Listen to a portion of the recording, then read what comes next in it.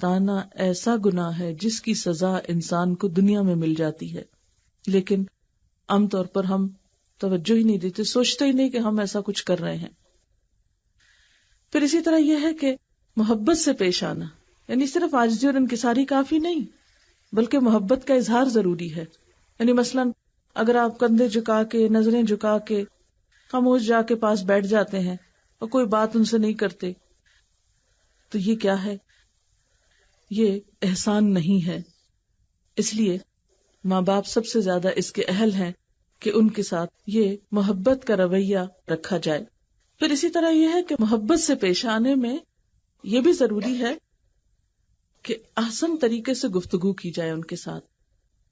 قرآن پاک میں اللہ تعالیٰ فرماتے ہیں فَلَا تَقُلْ لَهُمَا أُفٍّ وَلَا تَنْهَرْهُمَا، ان کو اف تک نہ کہو اور ڈانٹ کے بات نہ کرو، یعنی ماں باپ سے بات کرتے ہوئے ان کو ڈانٹو نہیں، ایسے لہجے میں بات نہیں کرو جیسے تم اپنے برابر والوں سے کرتے ہو یا اپنے سے چھوٹوں سے کرتے ہو، ان کے ساتھ ادب اور احترام کی بات ہو۔ پھر اسی طرح گفتگو میں کیا ہونا چاہیے؟ نرمی سے گفتگو ہونی چاہیے۔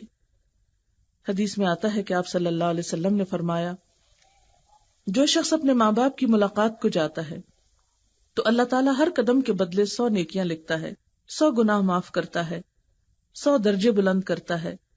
پھر جب ان کے سامنے بیٹھ کر محبت اور شفقت سے اچھی باتیں کرتا ہے تو اللہ تعالیٰ اس کو قیامت میں نور دینے کا وعدہ کرتے ہیں، اور جب وہ اٹھتا ہے تو گناہوں سے پاک صاف ہو کے اٹھتا ہے۔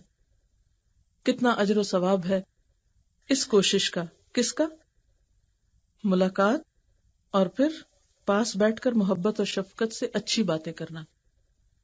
لیکن عام طور پر دیکھا گیا ہے کہ بچے ماں باپ کو بھولے رہتے ہیں، اپنی دنیا میں جب تک خوش ہوتے ہیں ان کو ماں باپ یاد نہیں آتے، لیکن جب گھروں میں کوئی پریشانی ہوتی ہے، کوئی دکھ ہوتا ہے، کوئی مسئلہ ہوتا ہے، پھر والدین کو جا کے پریشان کرتے ہیں اور پھر پریشان کرتے چلے جاتے ہیں، حتیٰ کہ ان کی زندگی میں کوئی سکھ اور سکون نہیں چھوڑتے۔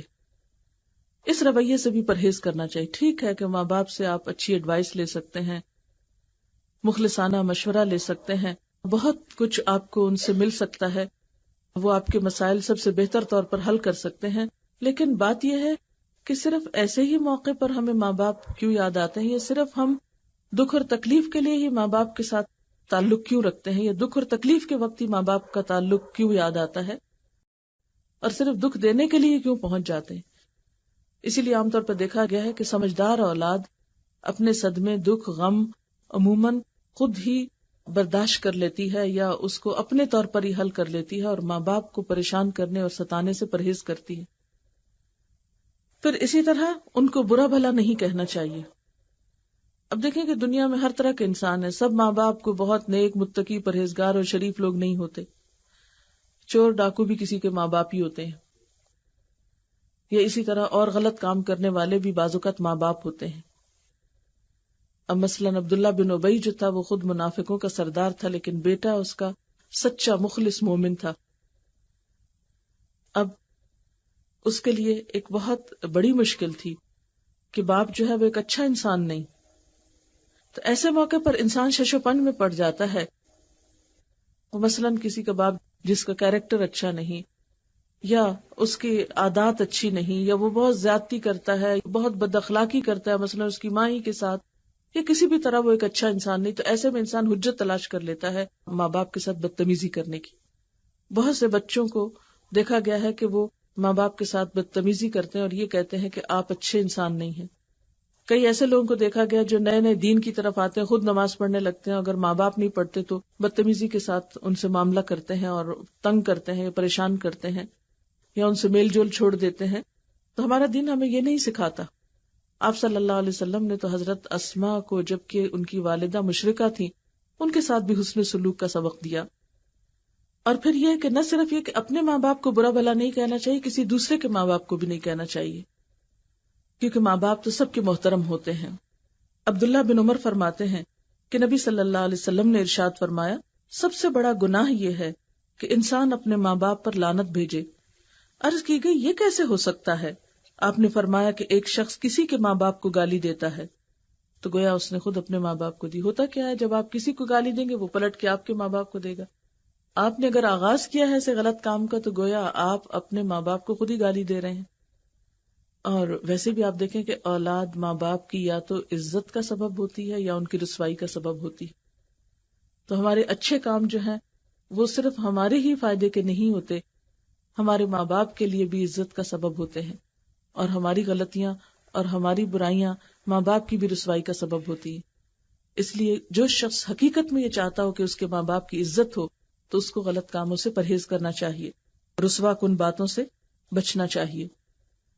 پھر اسی طرح یہ کہ ادب، عزت، احترام کے ساتھ ساتھ ان کی بات بھی ماننی چاہیے. صرف یہ نہیں کہ آپ ان کو بڑے اچھے اچھے القابات سے یاد کریں اور ان کے سامنے ایسے دعوے کریں کہ آپ ہمیں بہت عزیز ہیں اور بہت ہم آپ کا ادب اور احترام کرتے ہیں، لیکن اگر وہ کوئی کام کرنے کو کہیں تو وہ کر کے نہ دیں اور ٹال مٹول کریں یا جھوٹے وعدے کریں.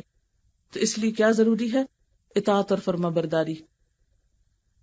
ابن عباس کا بیان ہے کہ نبی صلی اللہ علیہ وسلم نے فرمایا، جس آدمی نے اس حال میں صبح کی کہ وہ ان ہدایات اور احکام میں اللہ کا اطاعت گزار ہو جو اس نے ماں باپ کے حق میں نازل فرمائے ہیں، تو اس نے اس حال میں صبح کی کہ اس کے لیے جنت کے 2 دروازے کھلے ہوئے ہیں، اور اگر ماں باپ میں سے کوئی ایک ہو تو جنت کا 1 دروازہ کھلا ہے. اور جس شخص نے اس حال میں صبح کی کہ وہ ماں باپ کے بارے میں اللہ کے بھیجے ہوئے احکام اور ہدایت سے منہ موڑے ہوئے ہے تو اس نے اس حال میں صبح کی کہ اس کے لیے دوزخ کے 2 دروازے کھلے ہیں، اور اگر ماں باپ میں سے کوئی ایک ہے تو دوزخ کا 1 دروازہ کھلا ہے. اس پر ایک آدمی نے پوچھا، اے اللہ کے رسول صلی اللہ علیہ وسلم، اگر ماں باپ اس کے ساتھ زیادتی کر رہے ہوں تب بھی؟ فرمایا، ہاں، اگر زیادتی کر رہے ہوں تب بھی ان کے ساتھ بدلحاظی نہیں کر سکتے، بدتمیزی نہیں کر سکتے، بد اخلاقی نہیں کر سکتے، پھر بھی خاموشی اور ادب احترام کے دائرے میں رہنا ضروری ہے. اور یاد کیجئے ان مثالوں کو جو میں نے بالکل شروع میں دی ہیں کہ اگر ستارے اپنی جگہ چھوڑ کر ٹوٹ کر زمین پہ گرنے لگیں تو کیا ہو. اگر ایک ستارہ یا سیارہ جو ہے وہ اپنے مدار سے نکل کر باہر کی طرف جانے لگے تو ہر چیز میں تباہی پیدا ہو جائے. تو بالکل اسی طرح جب اولاد اپنی حدود سے آگے نکل کر زیادتی اور بدتمیزی شروع کرتی ہے تو اس سے ماں باپ کے حقوق تلف ہوتے ہیں اور اللہ تعالیٰ کی ناراضگی ہوتی ہے. نبی صلی اللہ علیہ وسلم نے فرمایا، باپ جنت کا درمیانی دروازہ ہے، باپ کی اطاعت کر کے چاہے تو اس دروازے کی حفاظت کر یا نافرمانی کر کے برباد کر دے. آپ صلی اللہ علیہ وسلم نے یہ بھی فرمایا، بروا آباءکم تبر ابناؤکم، اپنے ماں باپ کے ساتھ نیکی کرو، تمہاری اولاد بھی تمہارے ساتھ بھلائی کرے گی. حضرت جابر بن عبداللہ سے روایت ہے، نبی صلی اللہ علیہ وسلم نے فرمایا، والدین کی نافرمانی سے بچو، اس لیے کہ جنت کی خوشبو 1000 سال سے آتی ہے، مگر والدین کی نافرمانی کرنے والا اس کی خوشبو نہیں پائے گا. حضرت ابی بکرہ فرماتے ہیں کہ نبی صلی اللہ علیہ وسلم نے ارشاد فرمایا، کیا میں تمہیں بڑے بڑے گناہ بتاؤں؟ صحابہ نے عرض کیا کہ اے اللہ کے نبی صلی اللہ علیہ وسلم، ضرور ارشاد فرمائیے. آپ نے فرمایا، سب سے بڑا گناہ اللہ کے ساتھ کسی کو شریک ٹھہرانا ہے اور اپنے والدین کی نافرمانی کرنا ہے. اس وقت آپ تکیہ لگائے ہوئے تھے، تکیہ چھوڑ دیا، فرمانے لگے، اور جھوٹ بولنا، جھوٹی گواہی دینا، سن لو، جھوٹ بولنا، جھوٹی گواہی دینا برابر ہے. یہی فرماتے رہے، میں سمجھا کہ اب آپ خاموش نہ ہوں گے. یعنی اتنا زیادہ آپ نے جھوٹ کو ناپسند کیا. اور آپ جانتے ہیں کہ ماں باپ کی نافرمانی ان گناہوں میں سے ہے جس کی سزا دنیا میں ملتی ہے. حضرت ابو بکر سے روایت ہے کہ رسول اللہ صلی اللہ علیہ وسلم نے فرمایا، اللہ تعالیٰ تمام گناہ معاف کر دیتا ہے ان میں سے جو چاہتا ہے، مگر والدین کی نافرمانی، پس تحقیق اللہ جلد ہی سزا دیتا ہے ماں باپ کی نافرمانی کرنے والوں کو دنیا کی زندگی میں مرنے سے پہلے. یعنی کچھ گناہ تو ایسے ہیں جو دنیا میں ان کا اثر نہیں ہوتا، آخرت میں جا کے انسان کی پکڑ ہوگی، لیکن ماں باپ کو ستانا ایسا گناہ ہے کہ جس کا اثر دنیا میں ہی انسان کو پتہ چلنے لگتا ہے.